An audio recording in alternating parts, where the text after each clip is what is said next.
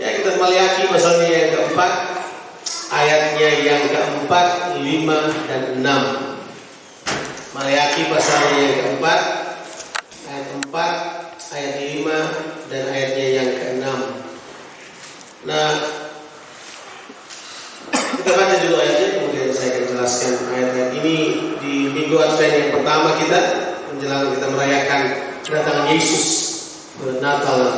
Ayat yang keempat berbunyi sebagai berikut. Ingatlah kepada Tuhan ingatlah kepada Taurat yang telah kuperintahkan kepada Musa hambaku di Gunung Horeb untuk disampaikan kepada seluruh Israel, yakni ketetapan-ketetapan dan hukum-hukum.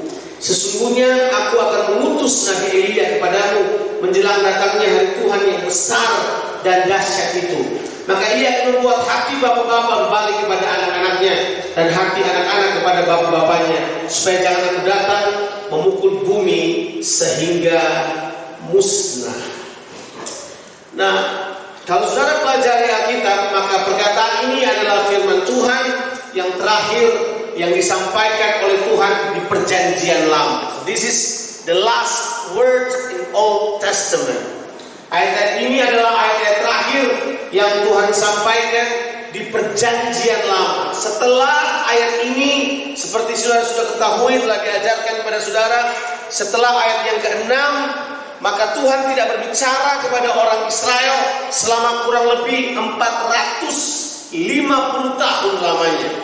Saudara bayangkan, lama sekali Tuhan berdiam diri. Saya beritahu kalau Tuhan berdiam diri itu sunyi banget. Makanya di dalam Alkitab, di dalam bibliologi itu disebut sebagai satu masa yang namanya masa sunyi, silent years. Waktu-waktu di mana Tuhan tidak berbicara kepada manusia. Di waktu di mana manusia kemudian hidup mengerjakan apa saja yang mereka kerjakan. Saat Tuhan tidak berbicara kepada manusia, maka manusia hanya akan hidup menurut apa yang dia mau. They want to do according to what they think is good. They want to live according to what they think is good for them. They choose what they think is better for them. Jadi manusia kemudian memilih untuk melakukan apa saja yang dia mau. Tapi di tengah-tengah masa itu, Tuhan ingatkan kepada mereka, ada 3 ayat yang dikatakan situ. Mulai lihat ayat yang keempat, dimulai dengan kata ini. Ingatlah kepada Taurat yang kuperintahkan kepada Musa hambaku di Gunung Horeb untuk disampaikan kepada seluruh Israel, yakni ketetapan-ketetapan dan hukum-hukum. Tuhan memberitahu kepada mereka, sekalipun Tuhan tidak berbicara kepada mereka, Tuhan berkata begini, ingatlah. Amin saudara? Ingatlah. Ingatlah kepada apa? Ingatlah kepada Taurat, kepada perjanjian. Kita perlu ingat kepada ikatan perjanjian yang Tuhan buat dengan Musa, yaitu semua ketetapan dan hukum. Kita harusnya menjadi orang-orang yang punya kehidupan yang mengingat kehendak Tuhan dalam kehidupan kita. Ingatlah kehendak Tuhan. Saya percaya di gereja, saya percaya di keluarga, saya percaya dalam kehidupan kita sehari-hari, kita punya hal-hal untuk ingatkan kita, betul nggak? Kita punya hal-hal yang kita buat untuk memperingatkan kita. Makanya di kalender ada yang namanya anniversary, ada yang namanya birthday, ada yang namanya macam-macam. All of that is to remind you. Tapi yang Tuhan memberitahukan buat kita ada hal yang perlu kita ingat. Nah, apa yang perlu kita ingat? Dia kemudian bilang buat kita, yang dia mau kerjakan di akhir zaman adalah ini. Dia mengutus Nabi Elia kepada kita. Coba kita lihat ayatnya yang kelima. Dibilang begini, sesungguhnya aku akan mengutus Nabi Elia kepadamu menjelang datangnya hari Tuhan yang besar dan dahsyat itu. Nah, tentu saudara yang belajar Alkitab, saudara yang belajar teologi, saudara yang mengerti dengar khotbah, tentunya saudara paham bahwa hari Tuhan bukan cuma satu hari, tapi hari Tuhan itu adalah sebuah kurun waktu. Ya, kalau saudara dengar kata ini hari Tuhan, itu tidak berbicara satu hari. It's not a D-Day. But if you're talking about the day of the Lord, is actually a period of times, ya.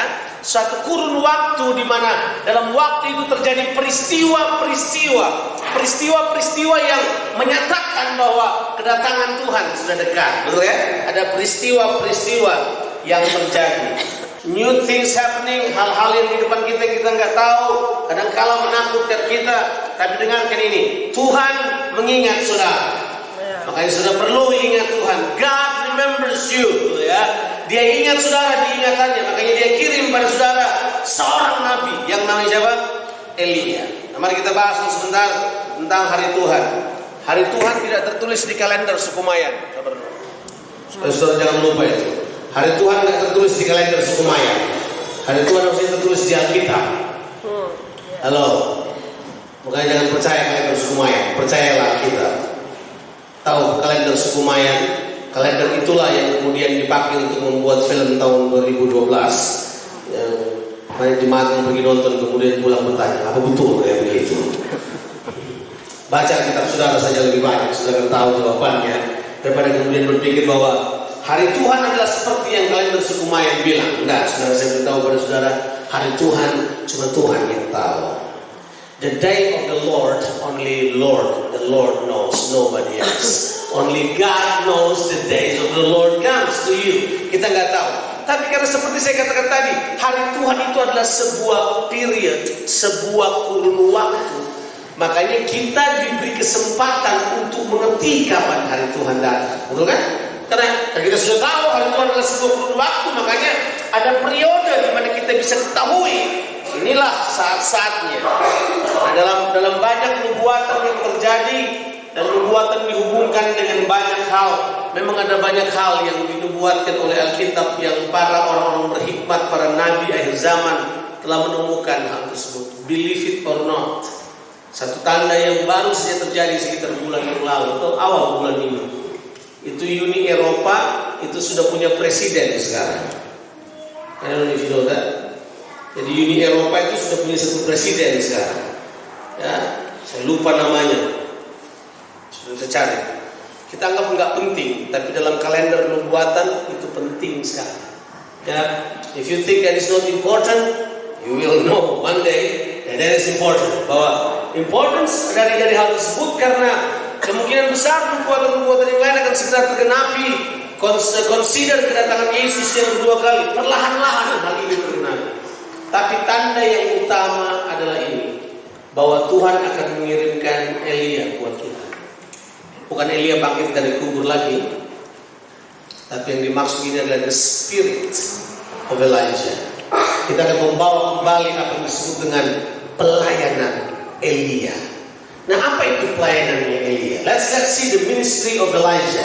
Mari kita lihat apa sih sebenarnya pelayanan Elia ini. Apa sih sebenarnya yang ada dalam kehidupan Elia ini. Ingat, ini semuanya adalah persiapan menjelang hari Tuhan, persiapan kedatangan Tuhan. Ini semuanya merupakan bagian dari persiapan yang perlu kita ketahui dalam kehidupan ini. Mari kita lihat dulu Elia. Apa arti nama Elia? Ada yang tahu Elia artinya? Elia punya arti adalah berasal dari bahasa Ibrani Eliyahu. Eliyahu punya pengertian ini, Jehovah is my father. Jadi Eliyahu artinya adalah Eli Bapa, Yahu Yahweh. Jadi berarti Yahweh adalah Bapakku. Jehovah is my father. Pelayanan kembali nih, pelayanan pembapaan, pelayanan fathering sedang Tuhan bawa kembali ke seluruh dunia. Dan sedang membawa pelayanan ini kembali. Tuhan ingin supaya kita kembali sebagai gereja mulai berpikir apa artinya disebut pelayanan pembapaan ini, ya. Pelayanan pembapaan ini adalah pelayanan memperkenalkan Bapa kepada dunia.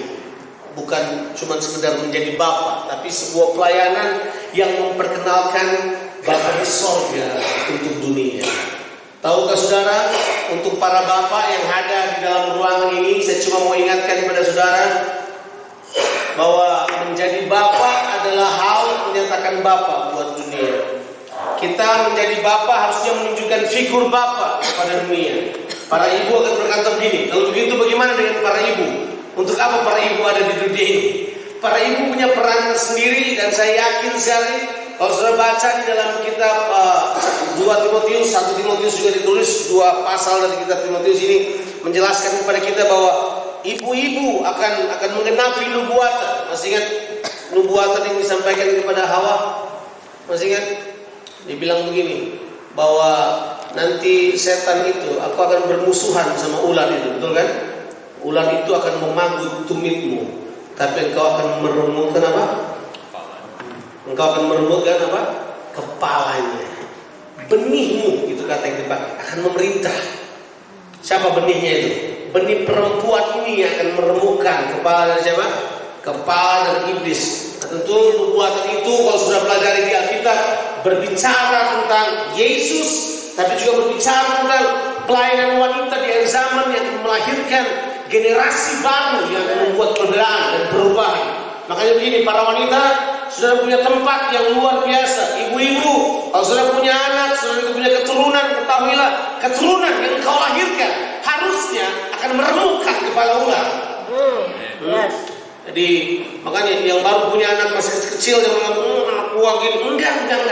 Proses sudah melahirkan anak tersebut akan menjadi sebuah penggenapan nubuatan bahwa benih yang dilahirkan oleh wanita, siapapun wanitanya sebenarnya, akan meremukkan kepala ular. So your children destined to crush the devil's head. Itu Alkitab bilang. Anak-anakku sudah ditetapkan untuk menginjak-injak kepala ular. Sekalipun nubuatan utamanya ada pada Yesus, kita percaya, tetapi kebenaran dapat diaplikasikan kepada kita karena Yesus berkata, Paulus berkata bahwa kalau kita percaya kepada Yesus, semua hak yang Yesus miliki turun pada saudara. Amin. Hak apa saja yang Yesus miliki menjadi milik saudara. Kalau saudara akan menginjak-injak musuh saudara. Nah, sekarang yang saya ingin bahas saudara adalah pelayanan Elia, yaitu pelayanan pembapaan ini penting sekali. Nah, mari kita lihat dulu apa yang dihadapi Elia. Siapa Elia ini? Oh, saudara, dalam kitab Raja-Raja, Elia adalah seorang nabi yang luar biasa. Dari banyak nabi, dia adalah salah satu nabi yang punya pengalaman extraordinary. Walaupun Elia itu adalah salah satu nabi yang tidak diketahui asal-usulnya. Berbeda dengan nabi yang lain, Elia adalah salah seorang nabi yang tidak dikenal siapa bapaknya atau siapa ibunya. Dia lahir di dunia ini pasti punya bapak. Dia tidak keluar dari batu tentunya. Dia pasti ada bapaknya, tapi tidak diketahui siapa bapaknya. Semua nabi yang lain diketahui bahwa dia anak siapa, tapi kalau Elia nggak diketahui, cuma diketahui asalnya bahwa Elia itu berasal dari sebuah daerah yang namanya Tisbe. Juga nggak ada di peta, saya cari-cari di mana ada peta namanya Tisbe. Saya cari-cari nggak terlalu jelas. Jadi Elia muncul sebagai seorang yang like stands alone in his generation. Elia punya sebuah pelayanan yang luar biasa. Pelayanannya adalah dia betul-betul datang untuk membawa bangsa Israel kembali menyembah Tuhan. Dan pelayanan Elia yang paling dahsyat adalah dia mendirikan mezbah. Masih ingat mezbah? Didirikan kemudian di atas mezbah itu api Tuhan turun. You know the story. Dia berdoa, api Tuhan turun. Waktu bangsa Israel lihat hal tersebut, bangsa Israel menyembah kepada Tuhan kembali setelah mereka sekian lama telah terpisah. Nah, I want to tell you this story. Kalau saudara mempelajari Elia, saudara harus mengerti siapakah musuh Elia. Siapakah musuh Elia? Who was the enemies of Elijah? Siapa musuhnya Elia? Perempuan musuhnya. Musuhnya adalah Isabel, Jezebel bahasa Inggris. Saya tidak suka Isabel ya. Isabel. Itu bahasa Isabel atau Isabel? Inggrisnya lebih jelas. Jezebel. So Jezebel, that's the name of the enemy of Elijah. She is a woman. Nah mari saya beritahu saudara bahwa Isabel ini ditulis di Alkitab itu bukan cuma di Perjanjian Lama. Ada beberapa hal yang saudara baca Perjanjian Lama, dan kalau dia masih dibawa ke Perjanjian Baru, sebaiknya saudara ingat nama mereka. Kalau di Perjanjian Lama mereka ada, tapi masih terbawa ke Perjanjian Baru, sebaiknya saudara ingat nama mereka. Isabel menurut kitab Wahyu masih muncul di gereja, di 7 jemaat. Roh itu yang diperangi terus-menerus. Jadi apparently spirit Jezebel ini bisa ada sampai sekarang ini, kira-kira kayak gitu. Roh Isabel ini masih bisa kuasai orang. Roh Isabel ini masih bisa terbawa. Dan Alkitab bilang menurut di dalam kitab kitab Wahyu bercerita tentang 7 jemaat itu, menemukan bahwa Isabel yang sudah mati di perjanjian lama, rohnya masih ada di perjanjian baru, dan cara kerjanya masih mirip. The way she works still the same. Jezebel bergerak dengan cara yang luar biasa. Jezebel ini sebenarnya merupakan istri dari seorang raja yang bernama Ahab. I don't know if you know the story. Istrinya Jezebel, suaminya Jezebel namanya siapa? Ahab. Sebenarnya kalau dilihat dari arti namanya, nah ini kunci mempelajari arti nama. Sebab kalau Alkitab tulis sebuah nama itu merupakan karakternya. Jadi nama adalah karakter, betul kan? Ya, makanya saudara tidak kasih nama anak saudara Yudas. Saudara tidak mau anak saudara karakternya kayak Yudas, kan? Kira-kira kayak gitu. Nah, sama juga kita tahu bahwa nama di Alkitab itu adalah merupakan karakter. Nah, Ahab, mau tahu artinya Ahab? Artinya Ahab sebenarnya bagus sekali. Ahab itu artinya love, kasih artinya. Itu berasal dari bahasa Ibrani Ahab. Itu kalau saudara pergi ke Israel sekarang, mereka kasih saudara kosmetik dari Israel, itu namanya ahava. Pernah dapat nggak kosmetik namanya ahava? Itu dari Israel, itu kosmetik yang artinya sebenarnya love. Jadi arti daripada Ahab sebenarnya adalah bapak pengasih. Baik. Tapi Ahab ini memerintah bangsa Israel. Awalnya dia perintah dengan sangat baik, sampai dia kemudian dipengaruhi oleh istrinya sendiri yang bernama Jezebel. Jezebel mempengaruhi Ahab sehingga Alkitab berkata begini, Jezebel pengaruhi Ahab dan kemudian Ahab mempengaruhi bangsa Israel untuk menyembah berhala. That is a true story. Mempengaruhi bangsa Israel untuk menyembah berhala. Sebab itu dimulai dari sebuah kisah yang sangat simpel. Itu dimulai dari kisah yang sangat simpel di mana Isabel itu berhasil untuk memberitahu kepada Ahab bahwa Ahab bisa melakukan keinginannya, dia bisa dapatkan apa saja yang dia inginkan. I don't know if you know the story. Kisahnya itu dimulai dari sebuah kisah sederhana tentang seorang yang bernama Nabot. Ini semua yang saya cerita bersama cerita sekolah minggu. Kalau saudara rajin ke sekolah minggu waktu kecil, masih ingat cerita ini. Saudara berkata sekolah minggu gimana apa? Lupa semuanya. Ceritanya begini, Nabot itu punya sebuah kebun, namanya kebun anggur Nabot. Kalian, you know the story. Kebun anggur Nabot ini, itu adalah kebun anggur yang subur sekali, dan Nabot menyukai sekali kebun anggur ini, sebab kebun anggur ini merupakan warisan turun-temurun yang diberikan kepadanya. Nabot menyukainya, Nabot memeliharanya, dia merupakan seorang yang dipercayakan kebun anggur ini. Sampai kemudian rupanya Raja Ahab berkunjung ke kebun anggur Nabot, dan ini dia ini, raja ini mau kebun anggur itu. Saking maunya raja ini ke bawah-bawah mimpi, makanya dia pulang ke rumah dia nggak bisa tidur. Waktu dia susah tidur, istrinya tanya dia, mengapa Baginda susah tidur? Baginda bilang, saya ingat kebun anggur Nabot. Kemudian istrinya berkata begini, kamu kan raja, you can have what you want. Kamu bisa dapatkan apa yang kamu miliki.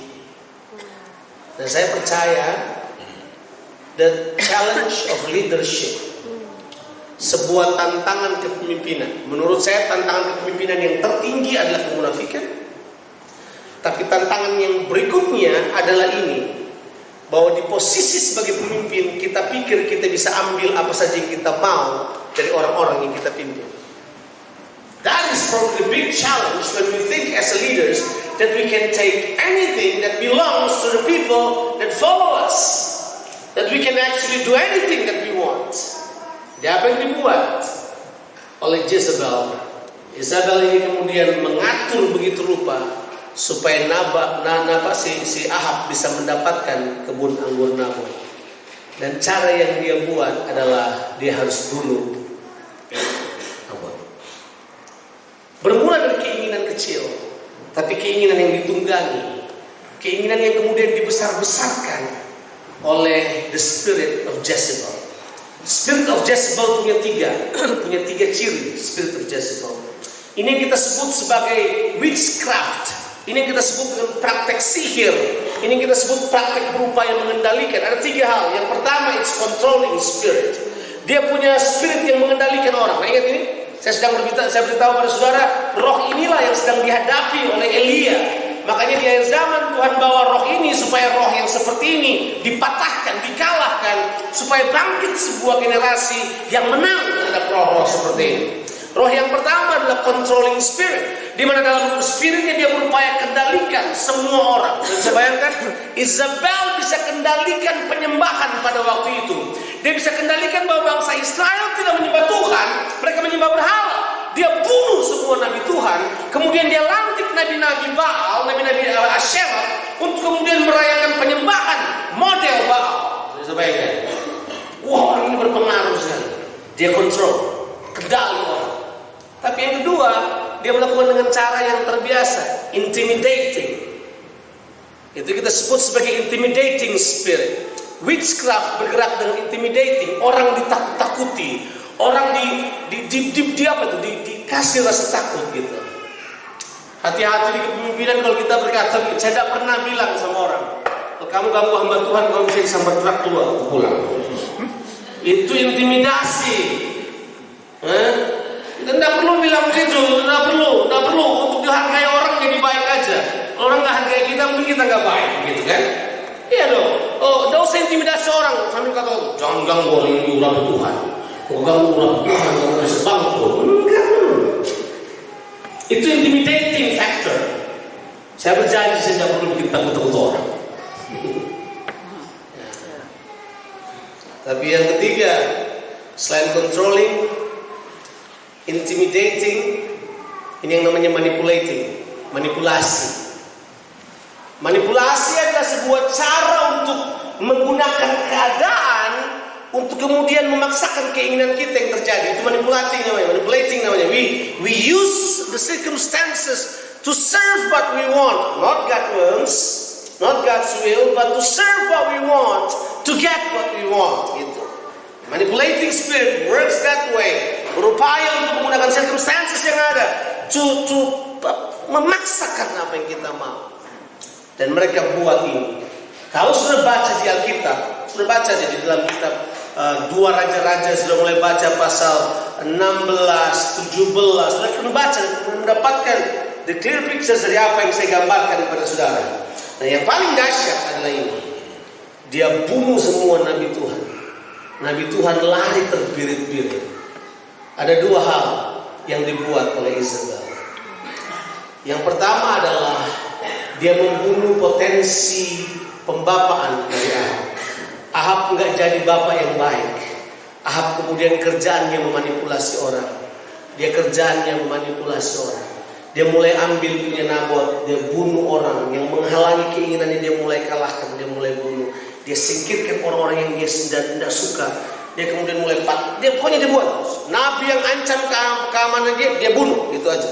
Itu yang dibuat. Dia bunuh potensi pembapaan. Ahab yang harus menjadi bapak buat bangsa Israel gagal menjadi bapak. Sebab apa? Fungsi pembapaannya mati. Yang kedua, dia bunuh fungsi kenabian. Apa fungsi kenabian? Fungsi kenabian adalah fungsi membawakan firman Tuhan pada umatnya untuk menegur, membangun. Itu dibunuh oleh dia. Tidak ada nabi yang ada lagi. Nabi semuanya mati, tinggal Elia. Makanya apa yang dibuat oleh Elia? Sehabis api turun dari langit, apa yang dia buat? Dia bunuh semua nabi-nabi itu. Tapi Elia harus berhadapan dengan siapa? Dengan Isabel. Ternyata memang Isabel itu bukanlah satu musuh yang gampang dikalahkan. Tahu saudara, kita sedang melihat generasi baru yang sedang tampil adalah generasi yang dikuasai oleh 3 spirit itu. Controlling spirit, manipulating spirit, intimidating spirit. They live in the intimidating world. Saudara pikir dunia kita itu sedang ditakutkan tiap-tiap waktu. Di Indonesia, saya berbalik dari Indonesia. Di Indonesia, Itu sudah bisa bayangkan. Orang tuh ketakutan cuma nonton film 2012. Majelis Ulama Indonesia memutuskan untuk kemudian ban film itu. Film itu nggak bisa diputar lagi karena bikin takut orang. Nanti orang nggak mau pergi sekolah, orang nggak mau pergi kuliah, orang nggak mau bisnis, yang terlambat kawin cepat kawin.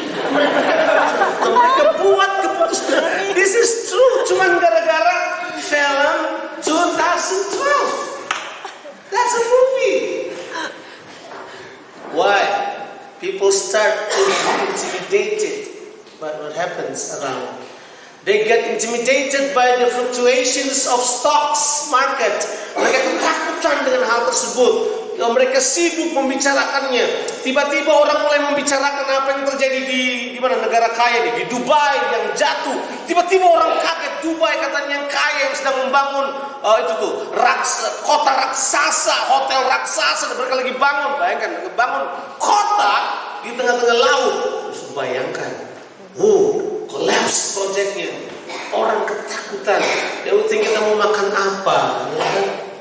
Orang-orang yang kehilangan superannuation yang lebih takut lagi. Orang saya pensiun, saya mau jadi apa nanti? Ya kan? Kemarin kehilangan superannuation banyak banget. Kita takut. We tend to be afraid. Kita kemudian merasa bahwa ada sesuatu yang ganggu kita. Hey, mari saya tahu di zaman ini kita sedang ditakutkan oleh banyak hal. Makanya Yesus waktu tampil ke dalam dunia ini, dia selalu berkata jangan takut. Amin. Supaya saya mau tes, apa sudah tahu? Ada berapa kali janji jangan takut muncul di Alkitab? Saya tanya. Ada berapa kali kata jangan takut muncul di Alkitab? Just to check your biblical knowledge. Ada berapa kali kata jangan takut muncul di Alkitab? Orang pernah bilang ada 360 kali. Jadi kalau sudah mau takut cuma 5 hari aja, sudah mau takut dalam setahun. Ada yang bilang 365. Tapi yang saya baca, saya hitung sendiri 300 lebih dikit lah. 320 itu yang saya hitung sendiri. Saya lebih suka hitung sendiri daripada dengar kata orang. Orang lain bilang 360, 365. Yang saya hitung sendiri 300, lebih dari 300 kali di Alkitab muncul kata jangan takut. At least ada bekal supaya saudara 300 hari dah udah takut. Kalau mau takut tambahlah sedikit supaya saudara takut sedikit berkali. Some people they love the fear. Teman saya kalau khotbah jangan takut, dia bilang begini, yang takutnya takutlah kepada Tuhan, jangan kepada manusia. But that's true. Bahwa the message of the Bible is fear not. Kita tidak boleh takutan. Tapi tahukah saudara apa yang terjadi dengan Elia? Dia habis menang, dia habis kalahkan 750 Nabi Baal dan Nabi Asyera. Dia habis bantai mereka. Kemudian kalau zaman sekarang dia terima fax dari Isabel. Isabel bilang buat dia begini, engkau akan jadi seperti salah satu dari nabi-nabi itu. Elia baca, Elia juga manusia biasa. Ya. Yakobus pasal 5 bilang, Elia manusia biasa sama seperti kita. Tapi dia berdoa supaya hujan jangan turun. Hujan memang tidak turun. Kemudian dia berdoa hujan turun setelah 3,5 tahun, hujan turun lagi. Powerful man. Tapi dalam keadaan sebagai manusia biasa, dia ketakutan dengan yang namanya siapa? Isabel. Takut banget dia. Saking takutnya, dia kemudian lari ke padang gurun. Dalam ketakutannya dia berseru begini, Tuhan, kalau boleh ambil nyawaku saja. Jadi self pity. Kadang-kadang kita kalau ketakutan jadi self pity. Kalau kita punya masalah jadi self pity. Pikir diri kita, lihat ke dalam, merasa bahwa masalahnya saya, Tuhan tidak mengasihi saya karena saya ini semua gagal. Kita kemudian mulai saya, me. Hey, cara kerja Isabel adalah mengalihkan perhatian saudara untuk tidak memandang Tuhan, tapi memandang diri saudara sendiri. Setiap kali saudara memandang diri saudara sendiri, saudara akan kehilangan pengharapan. Percaya, pandang dirimu. Kalau engkau tambah kuat, saya akan ikutin saudara. Ya, enggak. Kalau kita pandang diri kita jadi lemah. Betul nggak? Pandang diri kita jadi lemah. Nah itu tuh, mi. Waktu malaikat tanya, Elia mengapa kau bersembunyi di sini? Jawabannya begini, cuman aku sendiri yang ada, nabi-nabi yang lain cuma sudah dibunuh. Cuman aku. Message-nya aku terus, aku. Tuhan bilang buat dia gini, makan dulu, kamu kecapean. Dikasih makan sama malaikat, dia jalan lagi. 2-3 kali pengalaman itu terjadi buat dia. Tapi saya mau beritahu buat saudara, Elia kemudian bertemu dengan Tuhan muka dengan muka. Singkat cerita, saya mau beritahu buat saudara, mungkin kehidupan saudara gelap, mungkin engkau sepanjang tahun ada di dalam gua, tapi Tuhan berkata buat Elia begini, hei, keluar dari gua dan kerjakan apa yang harus kau kerjakan. Elia keluar dari guanya. Elia sebelum dia diangkat oleh Tuhan, Elia nggak mati loh. Elia diangkat Tuhan. Apa yang Elia buat? Elia buat 3 hal. Dia membapai 3 orang. Apa yang dia buat? Dia bapai 3 orang. Dia ambil Elisa, dia lantik jadi nabi. Dia ambil Yehu, dia urapin jadi raja. Kemudian dia ambil Abinadab, kemudian dia lantik jadi imam besar. Setelah dia siapkan 3 orang ini, kemudian dia diangkat Tuhan. Orang pikir, oh berarti Elia kalah dong sama Isabel. Enggak, Elia enggak kalah sama Isabel. Elia naik ke surga, dia menang karena dia sudah latih orang-orang di bawahnya. Sudah tahu siapa yang bunuh Isabel? Kayaknya sudah jangan baca Alkitab, bisa nggak tahu apa yang sudah baca ya? Siapa yang mengalahkan Isabel? Sudah tahu? Yang mengalahkan Isabel cuman Yehu. Ya.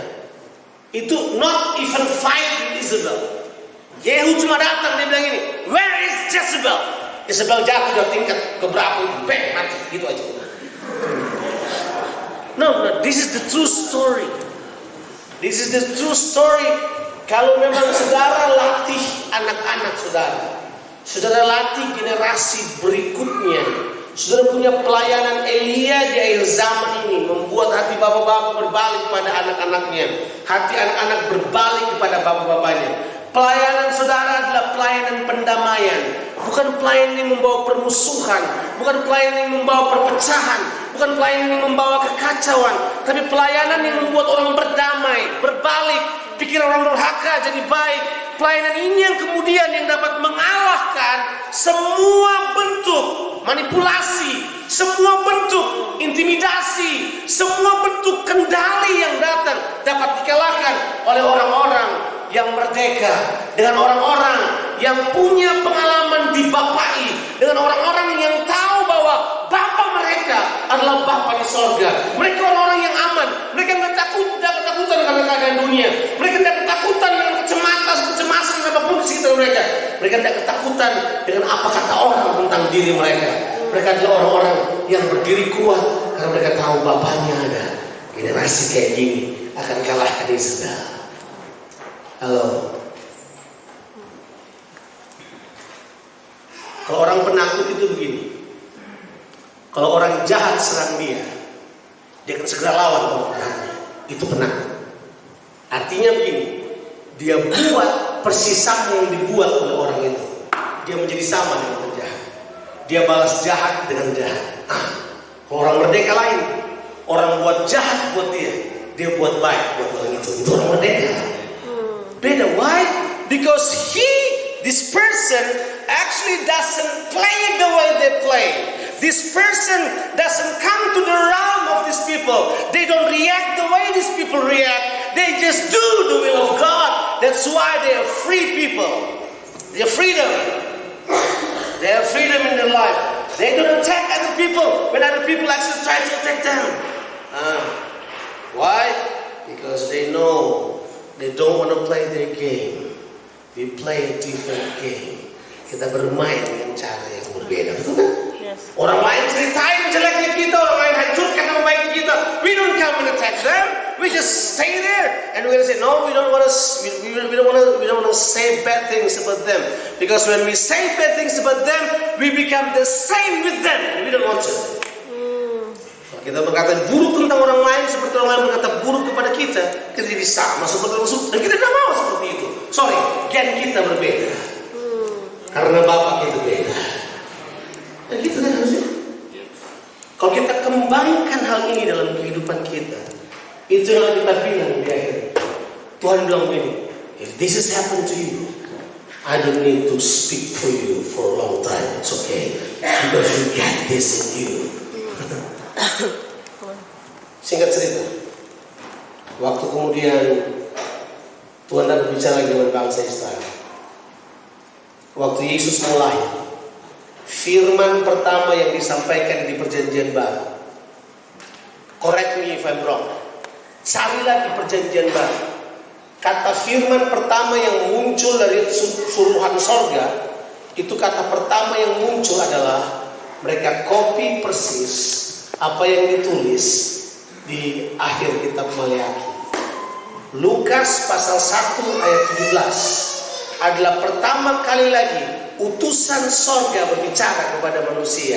Luke chapter 1 verse 17, malaikat datang untuk berbicara terhadap seorang imam besar yang bernama Zakaria. Malaikat datang, kemudian malaikat berbicara bahwa Zakaria akan punya anak di usia yang tua, di usia yang sudah menantikan anak sekian lama. Sudah dibilang mandul istrinya Elizabeth. Padahal mereka hidup dengan takut akan Tuhan, hidup benar. Waktu Tuhan datang, waktu utusannya datang kepada Zakaria, waktu Zakaria sedang bertugas, kemudian Tuhan berbicara kepada Zakaria sambil berkata begini, engkau akan punya anak, beri nama dia Yohanes. Kemudian dia bilang begini, dia akan menjadi seperti Elia. Dia akan membuat hati bapak-bapak berbalik kepada anak-anaknya, dan pikiran orang durhaka berbalik kepada pikiran yang benar, atau pikiran decisiveness of the righteous. Kemudian dia bilang begini, dengan jalan demikian dia akan mempersiapkan suatu umat yang layak bagi Tuhan.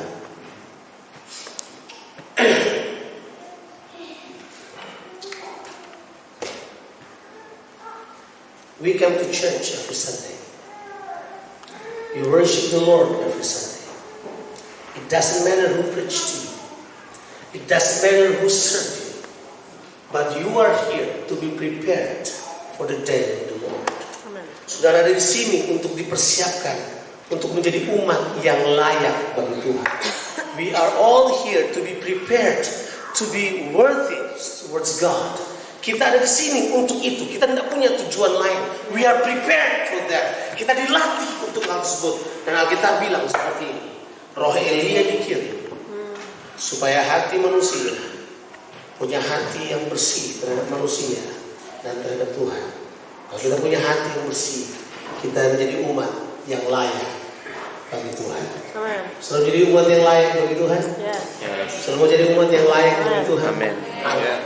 Saya mau jadi umat yang layak bagi Tuhan. Saya mau berdiri di depan Tuhan dan berkata begini, saya mau jadi umat yang layak bagi Tuhan. Amen. Roh Elia ini adalah, saya yakin, roh yang harus kita miliki. The spirit that wants that the altar being built. Roh yang mau supaya altar itu dibangun. Roh yang menghendaki supaya umat Tuhan menyembah Allah. Roh ini yang kita perlu. Oke, kita boleh makan-makan, kita boleh minum-minum, kita boleh nikmati apa saja yang saudara mau. Tapi yang paling penting adalah ini, bahwa saudara menyembah Allah, dipersiapkan untuk kedatangan Tuhan yang kedua kali. Tuhan memberkati.